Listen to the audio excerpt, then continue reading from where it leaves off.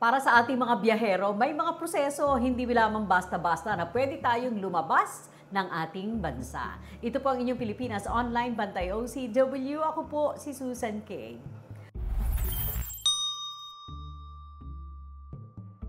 Ano nga bang iba't ibang klase ng visa na dapat nating nalalaman at dapat din nating kinukuha kung ito po ay hindi pinapayagan na tayo ay visa-free sa bansang iyon? Sasagutin yan ng spokesperson, tagapagsalita mula po sa Bureau of Immigration, Miss Dana Sandoval. Hi, Ma'am Dana! Magandang araw po. It's nice to be back. Oo nga, visa naman ang pagkwentuhan natin. Ano ba yung klase ng visa na yan?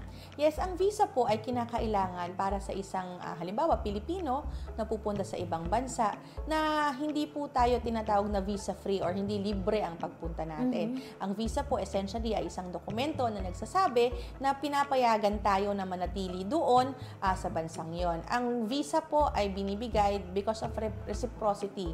Kung halimbawa po ang bansang ito ay nag-visa free sa atin, ganun din po tayo sa kanila. Ganun po ang nagiging sistema sa pag-i-issue ng visa. O kaya naman, kung may mga targets ang bansa natin na gustong iimbitahan bilang isang, kumbaga, tourism market dito sa Pilipinas, binibigyan din natin sila ng visa free privileges. Ito po ay pinagdidesisyonan ng Department of Foreign Affairs at inaaprubahan po ng Pangulo kung merong mga visa-free countries na idadagdag po sa ating bansa. So tayo po, we are entitled for visa-free entry sa marami pong bansa, lalong-lalo na yung mga kapitbahay natin na ASEAN countries. So itong mga ASEAN countries na to, because of our agreements with them as an ASEAN region, pinapayagan po nila tayong pumunta sa iba't ibang ASEAN countries para makapamasyal ng certain amount of days. Depende po sa regulasyon ng bansang yon nang hindi na po kinakailangan kumuha ng visas. May mga negosasyon ba na mangyayari muna sa bansang ito, sa pagitan ng bansa natin at ng bansang iyon na magbibigay ng visa-free sa atin? Yes, hindi po basta-basta yan na pinagdidesisyonan ng isang bansa.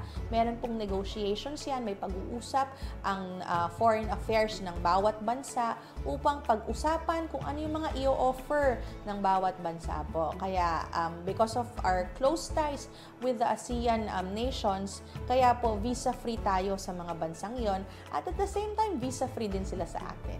Pero nag-i-issue rin kayo ng visa sa ibang mga bansa? Yes. Ibang mga lahi? Sa ibang mga lahi po. For foreign nationals na hindi po visa-free, papasok po ng Pilipinas, kinakailangan nilang kumuha ng visa, entry visa, bago po sila pumasok sa bansa. Halimbawa, Chinese nationals, they are not visa-free, so meron po tayong mga embahada or consulates all over the world.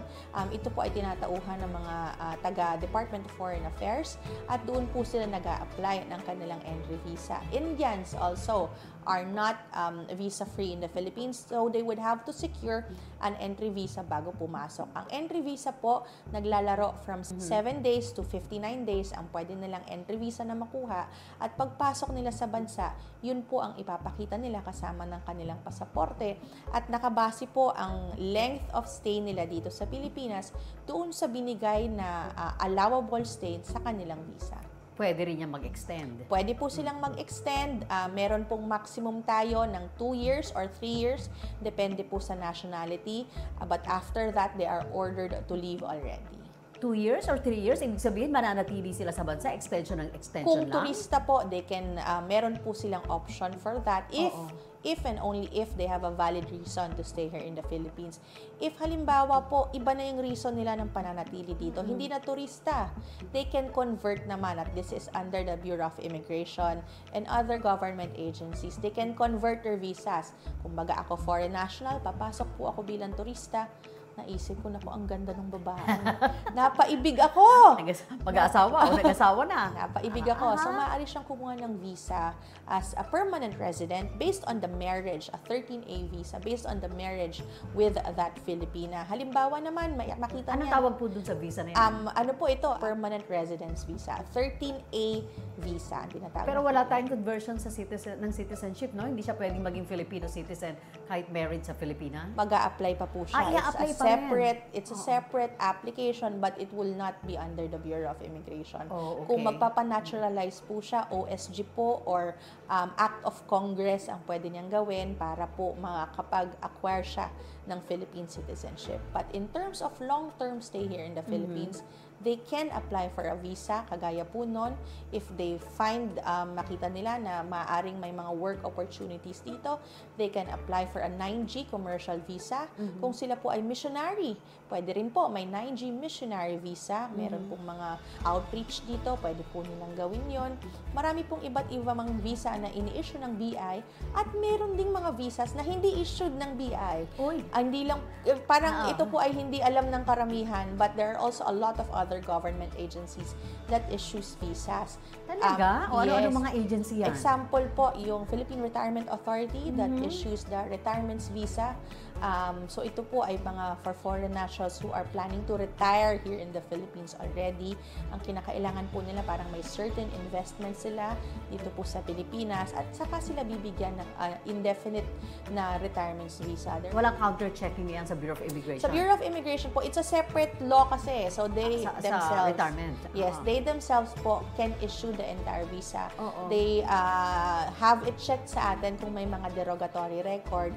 But kumbaga the processing, the vetting would be for that agency. There are also economic zones, kagaya ng Cagayan, Clark, Subic, and other economic zones that also have the capacity to, or the ability to issue work visas, residence visas for those who are inside their economic zones. Halimbawa po, sa Clark, meron silang economic zone doon.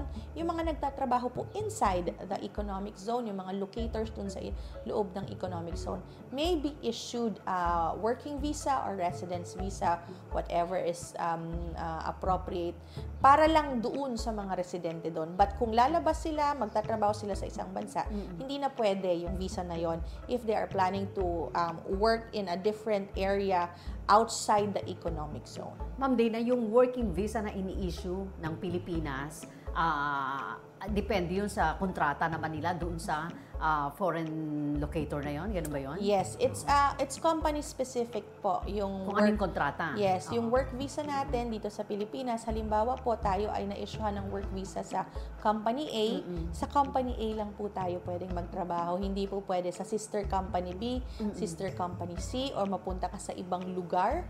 Pag si company A ay nasa Makati, doon ka lang po authorized na magtrabaho. Hindi ka dapat nakikitang pakalat-kalat sa ibang lugar, Visayas, Mindanao, or anywhere else, and working there because that would be a violation of the conditions of your stay already. Ganyan din sa ating mga OFW. Ganyan din po. Very similar talaga. Oo. Kaya yung mga kababayan po natin, sinisigurado po nila na sinusunod nila yung mga batas po ng bansang pupuntahan nila in terms of their work, kasi hindi sila pwedeng magtalon-talon ng employer kung sino yung petitioner nila sa kanilang visa.